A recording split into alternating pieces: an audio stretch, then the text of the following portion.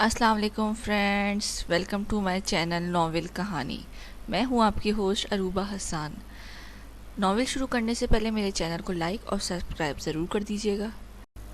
جی تو فرینڈس، آج ہم شروع کریں گے ایک نیا ناول جس کا نام ہے میرے دل کے محرم۔ میرا بچہ، سسکیاں ایک دم بلند ہوئی۔ میرا بچہ لے کر گئی وہ مکار عورت، میرا رضا، میرا بچہ۔ گیلی آنکھوں سے اپنی خالی ہاتھ دیکھتے وہ ایک دم آپے سے باہر ہوئی۔ موم، میرا بیٹا، موم آپ کا وارث لے گئی۔ آپ یہاں کیا کھڑے ہیں؟ اپنے شوہر کا گریبان تھام کر چلائی، جو خود صدمے کی کیفیت میں تھے۔ ان کا بیٹا، میری جان رو نہیں، ہمارا رضا آج کے آج ہی ہمارے پاس ہوگا، چاہے اس لڑکی کو جان سے کیوں نہ مارنا پڑ جائے۔ ہمارا پوتا صحیح سلامت تمہاری گود میں ہوگا۔ بہت غلط کیا ہے اس لڑکی نے، بہت غلط۔ اندھیرے سنسان سڑک میں تیز سرد ہواؤں کی زد میں بھاگتا آ رہا وجود، ہاتھ میں کالے رنگ کی چادر میں ایک ننھے سفید وجود کو بھیجے سرد ہواؤں اور ارد گرد سے بے پرواہ وہ بھاگتی ہوئی آ رہی تھی، جب پیچھے سے آتی کھنکھناہٹ پر لہجے بھر کے خوف کے مارے گردن پیچھے کی طرف دیکھنے کے لیے مڑی تھی، جب تیز رفتار گاڑی کی چمکتی روشنی اس کی آنکھیں چندیا گئیں اور اس کی ٹکر سامنے گاڑی سے ہوئی۔ گرفت بازوؤں میں بھیجے وجود پر گہری ہوئی اور ایک نسوانی چیخ ارد گرد گونجی اور ساتھ ہی بچے کے رونے کی آوازیں گونجنے لگیں۔ سیاہ رنگ کی شلوار قمیض میں اپنے ہاتھوں میں مضبوطی سے بھیجے 5-6 ماہ کے بچے کو تھامے وہ اس وقت سڑک پر بے یارو مددگار پڑی تھی۔ اس کے بازوؤں میں سونے کی بھر بھر کر چوڑیاں، کانوں میں ڈائمنڈ کے ٹاپس اس کے امیر ہونے کی گواہی دے رہے تھے۔ گاڑی سے نکلنے وجود نے اپنے اتنے سونے سے لدے وجود پر ایک نظر ڈال کر آنکھوں سے ہی اپنے ساتھ والے وجود کو دیکھا۔ وہ کالی چادر میں روتا بچہ بھی اب خاموش ہو گیا تھا، غرض کہ وہاں اب مکمل خاموشی تھی، بس سرد ہوا کے جھونکے اس وجود کو بے بسی پر افسوس کرتے ماحول میں ہلکی سی خنکی ڈال رہے تھے۔ لاہور کا موسم خاصا خوشگوار تھا۔ نومبر کے آخری دن چل رہے تھے۔ دن میں سردی کی شدت بہت زیادہ نہیں، لیکن بالکل کم بھی نہیں تھی۔ سورج ویسے بھی مشکل سے ہی موسم پر اثر انداز ہوتا تھا، لیکن آج بادلوں کی سرمئی چادر نے آسمان کو گھیر کر دوپہر میں ہی شام کا سماں باندھ لیا تھا۔ 5 منٹ پہلے ہی وہ لاہور ایئرپورٹ میں لینڈ کیا تھا، جب اس کے سوٹڈ بوٹڈ گارڈز فوراً وہاں پہنچے تھے۔ ارد گرد موجود لوگوں نے ٹھہر ٹھہر کر اس بے انتہا خوبصورت مگر سرد نقوش والے شہزادے سی آن بان رکھنے والے شخص کو دیکھا تھا۔ گرے رنگ کے بلیزر میں اس کا وجود اور بھی زیادہ پرکشش لگ رہا تھا۔ اپنے بائیں ہاتھ میں پہنی گھڑی پر ایک نظر ڈال کر اس نے ایک دفعہ بھی دائیں یا بائیں جانب رخ کرنے کی کوشش نہیں کی تھی، بس ناک کی سیدھ میں چلتا اپنی سیاہ رنگ کی چمچماتی گاڑی میں بیٹھا تھا۔ اس کے ایک ہی اشارے میں گاڑی اپنی رفتار کے ساتھ لاہور کی سڑکوں میں دوڑنے لگی۔ اپنا سر گاڑی کی سیٹ سے لگا کر اس نے آنکھیں موند لیں۔ جانو، مجھ سے مار کھاؤ گی، اب تم عزت سے میری فائل مجھے دے دو، مجھے بہت کام ہے۔ نیہا نے آنکھیں دکھانے کی کوشش کی، مگر سامنے بھی منہا میڈم تھی، جو کب کسی کے روم میں آئی ہیں۔ نیہا اپنے کمرے میں بیٹھی امپورٹنٹ فائل کو ریڈ کرنے میں مصروف تھی، جب منہا نے اس کے پاس آ کر نوڈلز بنا کر ہارر مووی دیکھنے کی ضد لگا دی تھی۔ جانو تم ہی کرو ایسے کام، میں اس وقت بہت بزی ہوں۔ اپی پلیز آ جائے نا، بہت مزہ آئے گا، نوڈلز ساتھ چل کولڈ ڈرنکس اور ایک بہت ہی ہارر مووی ملی ہے، مل کر دیکھتے ہیں نا، منہا نے لجھا کر کہا۔ نو مینز نو، جاؤ مینو، مجھے کام کرنے دو۔ نیہا اس کی بات انسنی کرتے ہوئے دوبارہ پڑھنے میں لگ گئی۔ آپی کیوٹ سا چہرہ بنا کر نیہا کو زیر کرنا چاہا۔ نیہا نفی میں سر ہلا گئی۔ اچھا، رات کو پکا نوڈلز بھی بناؤں گی، مووی بھی دیکھوں گی، اب جاؤ۔ نیہا نے بہلا کر اسے بھیجنا چاہا۔ نہیں نا، رات کو نہیں، ابھی اسی وقت، رات کو مجھے ڈر لگتا ہے، ابھی تو ابھی۔ اب وہ ضدی لہجے میں کہتی فائل نیہا کے ہاتھ سے کھینچ کر باہر کی طرف بھاگی۔ چندہ مجھ سے مار کھاؤ گی، اب تم عزت سے میری فائل مجھے دے دو، مجھے بہت کام ہے۔ نیہا نے آنکھیں دکھانے کی کوشش کی، مگر سامنے بھی منہا میڈم تھی۔ پہلے ابھی مووی دیکھنے پر وہ لاؤنج میں گردن موڑے بھاگتی سامنے وجود سے بری طرح ٹکرائی تھی۔ ٹکر شدید تھی، منہا کے ہاتھ سے فائل گری تھی۔ شہریار اپنی کلائی میں چبھن محسوس کر کے گھڑی کھولتے ہوئے لاؤنج میں داخل ہوا تھا۔ جب شدید قسم کا دھکا لگنے سے وہ تو چند انچ ہی ہلا تھا، مگر اس کی مہنگی مگر پسندیدہ گھڑی زمین پر گر کر کئی حصوں میں بٹ گئی۔ شہریار کی آنکھیں سرخ ہوئیں۔ یہ گھڑی اسے ماں نے دی تھی۔ دائیں جانب مڑے ہونے کی وجہ سے منہا کا دایاں کندھا شہریار سے ٹکرایا تھا۔ وہ بری طرح سے کراتے ہوئے جھکی۔ بن میں بندے بال کھل کر چہرے پر آ گئے۔ یہ زلفیں دونوں کے درمیان باڑ بن گئی، نہیں تو شہریار کی نظروں کو دیکھ کر وہ ویسے ہی کوچ کر جاتی۔ بھیا! نیہا چیخ کر بھاگتے ہوئے شہریار کے گلے لگی۔ شہریار نے بھی اسے حصار میں لیا۔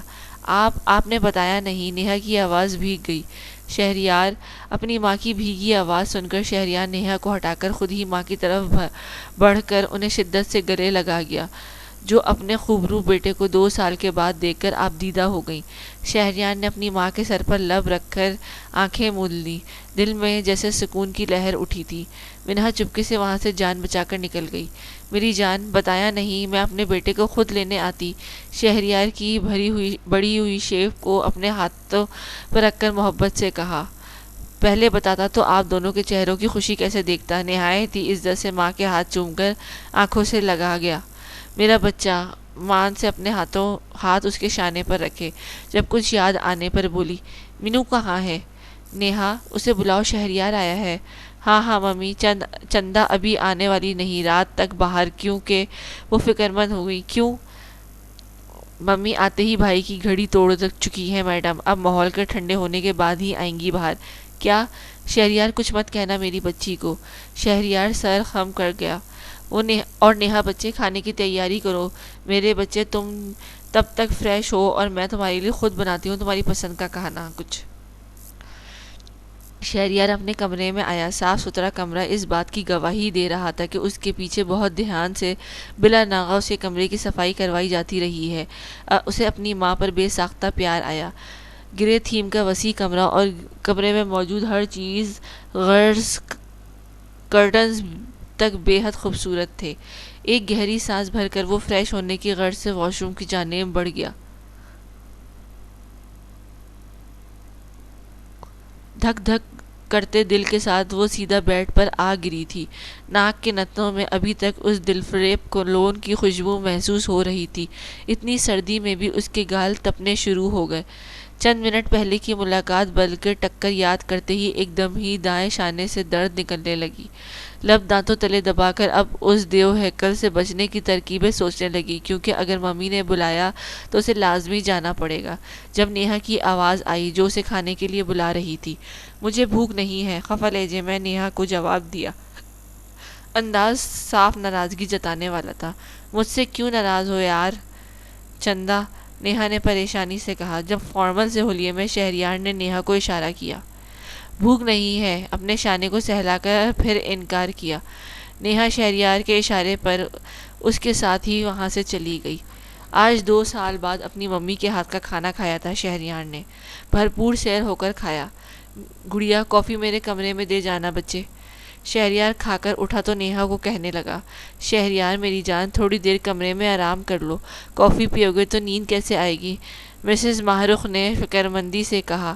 مما، کافی سے تھکاوٹ ہی اترے گی، میری آپ فکر مت کریں، ان کو شانے سے لگاتے نرم لہجے میں بولا۔ اچھا ٹھیک ہے، جاؤ، میں بھجواتی ہوں، مسز ماہرخ اٹھتے ہوئے بولی۔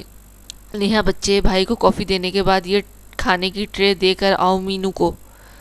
تمہیں معلوم ہے نا بھوکی کتنی کچی ہے میری بچی، ابھی میں نے شہریار کی وجہ سے کچھ نہیں کہا، میں سمجھ سکتی ہوں وہ کترا رہی ہے اور باہر بھی نہیں آئے گی، بہت بڑا ڈرامہ ہے چندہ۔ مما، نیہا ہنستے ہوئے ٹرے اٹھانے لگی۔ میرے گھر کی رونق ہے، اللہ پاک میرے بچوں کو سلامت رکھے۔ جب ان کا فون رنگ ہوا، مسز ماہ اپنے موبائل پر آتی کال اٹینڈ کرنے کی غرض سے اٹھی۔ دروازہ بجنے پر نیند میں جاتی منہا ایک دم ہڑبڑائی۔ جی کون؟ دھڑکتے دل کے ساتھ دروازے کے پاس گئی۔ چندہ، مما نے تمہارے لیے کچھ بھجوایا ہے، لے لو۔ نیہا جانتی تھی ابھی بھی وہ کھانے سے انکار ہی کرے گی، اس لیے مما کا نام لے کر دروازہ کھلوایا تھا۔ نیہا نے دروازہ کھولا، بریانی کی خوشبو سونگھ کر ہی اس کی بھوک چمک اٹھی تھی۔ یہ مما نے بھجوائی ہے تمہارے لیے، کھا لینا، نہیں تو مما کو بھیج دوں گی۔ ٹرے اس کے ہاتھ میں تھما کر آنن فانن وہاں سے گئی۔ مما کی وجہ سے کھاؤں گی، نہیں تو میں ناراض ہوں آپ سے۔ پیچھے سے منہا کی آواز سن کر نیہا مسکراہٹ روکتی چلی گئی۔ رات کے ٹائم بھی منہا کسی نہ کسی بہانے کمرے میں ہی رک گئی تھی۔ ماہ رخ نے اس بار بھی اسے زیادہ اصرار نہیں کیا تھا۔ شہریار خاموشی سے کھانا کھا کر اٹھا، آنکھوں میں سرد سی چمک تھی۔ بیڈ پر لیٹتے ہی کانوں میں شریر سی آواز گونج رہی تھی، شہریار، جنہیں اس نے بری طرح سے جھٹکا تھا۔ آنکھیں موند لیں مگر نیند نہ آئی۔ سائڈ ٹیبل پر سگریٹ کی ڈبی اٹھا کر وہ ٹیرس میں آیا۔ ٹھنڈی ہوا سے اسے کچھ خاص فرق نہیں پڑا، کیونکہ جس ملک میں وہ 2 سال رہا وہاں تقریباً سارا سال ہی سردی کا موسم رہتا، اور وہاں کی سردی کے آگے یہ تو کچھ بھی نہیں تھی۔ ایک سگریٹ پینے کے بعد ہی اسے پھر سے کافی کی طلب ہوئی۔ وہ کمرے سے باہر نکلا۔ کشادہ لاؤنج میں قدم رکھتے ہی اس کی حس سمع بیدار ہوئی۔ بائیں جانب موجود کھلتے اوپن کچن سے آتی کھٹ پٹ کی دھیمی سی آواز اس کے حواس الرٹ کر گئی۔ دایاں ہاتھ اپنی جینز کی پاکٹ میں کی طرف بڑھاتے وہ بڑے بڑے قدم لیتا کچن میں گھسا تھا۔ رات کے وقت اکثر کافی بنا کر پینا اس کا معمول تھا۔ ابھی آدھی کافی سکون سے پینے کے بعد اسے اپنے پیٹ میں بھوک کے باعث اٹھتی ہلکی سی درد پر خود کو رات کا کھانا چھوڑنے پر ملامت کرتے اپنے لیے کچھ ہلکا پھلکا بنانے کا سوچ کر ڈبل ڈور فریج کھولا۔ پھر سر جھٹک کر اپنے لیے نوڈل بیسٹ آپشن لگے تھے۔ پانی پین میں ڈال کر اسے چولہے پر رکھا۔ جب کچن لائٹر اٹھاتے وہ پھسل کر اس کے ہاتھ سے چھوٹا۔ ابھی لائٹر اٹھا کر مڑی ہی تھی کہ کسی نے پرشدت انداز میں اسے بازو سے کھینچ کر دیوار کے ساتھ لگایا۔ اپنے منہ پر بھاری ہتھیلی کی شدت محسوس کیے اس کی آنکھیں پھیلیں، سیاہ آنکھوں میں پانی کی لکیر سی ابھری۔ ان جھیل سی گہری آنکھوں میں ایک لہر سی ہر دم رہتی ہے۔ بے ساختہ ہی شہریار نے اس پر پھونک مار کر انہیں لرزنے پر مجبور کر دیا۔